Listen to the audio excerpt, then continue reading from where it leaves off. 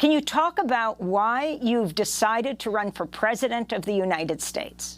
My announcement of running for president of the United States to be head of the empire, to help dismantle it in such a way that poor and working people would be at the very center, at the very core of our vision of what a good society actually is. It has to do, as you can imagine, with these very bleak times, these very desperate times. So it's a kind of act of desperation. You know, I'm 70 years old. I've been at this for 55 years, and I have a calling that flows out of the legacy of Martin Luther King Jr. and Rabbi Abraham Joshua Heschel and Edward Said and Chief Joseph and Dorothy Day and Grace Lee Boggs and Louisa Marino. All of those are the best of America.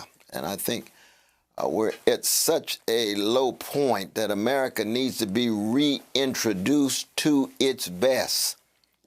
And its best has always been the movements for justice, the struggles for freedom, the solidarity based on a fundamental commitment to the dignity of those Sly Stone calls everyday people. And there's no doubt in my mind that the two-party system now is a major impediment for the empowerment of poor and working people. I'm thoroughly convinced that, of course, the neo-fascist Republican Party has already made it very clear that they tied to big business and big military, big tech and so forth. And the milquetoast neoliberal Democratic Party strikes me as being incapable of taking seriously the fundamental needs of poor and working people, not just here, but around the world. But it's also a matter of routinized indifference.